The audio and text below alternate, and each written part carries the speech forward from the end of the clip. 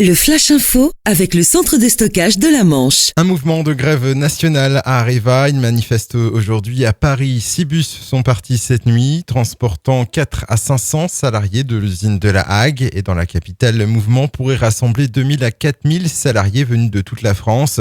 On rappelle qu'en avril dernier, Areva annonçait 4,8 milliards d'euros de pertes en 2014 et la suppression de 6000 emplois dans le monde, dont plus de la moitié en France.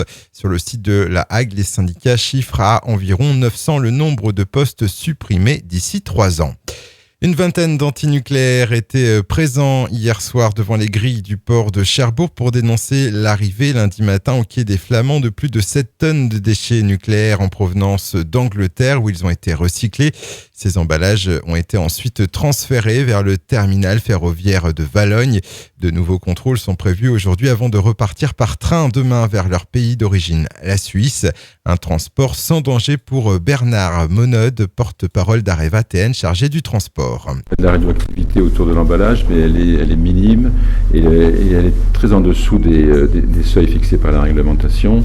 Il faudrait rester plusieurs heures auprès d'un emballage pour arriver à peine à la réglementation minimale. Et donc le risque pour quelqu'un qui serait sur un quai, qui devrait passer un wagon est nul. Des propos recueillis par Nicolas pour Ag FM. Dans le reste de cette édition, un ensemble routier qui se couche sur la RN13. C'était hier soir un peu après 17h à hauteur de Tolva.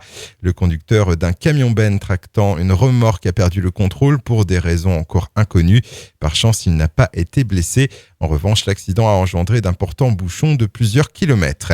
Et puis une cure de jouvence pour le casino de Cherbourg. Des travaux de modernisation vont débuter avant l'été prochain et ce pour une durée d'au moins 16 mois. Ensuite, en nouveauté, le casino proposera un restaurant cabaret à la place de l'actuelle discothèque ainsi que le déplacement partiel des salles de jeu. Coût de cette rénovation, 3 millions d'euros. Le Flash Info vous a été présenté par Landra, centre de stockage de la Manche à Digoulville. Pour en savoir plus et visiter notre centre, 0810 120 172, coup d'un appel local.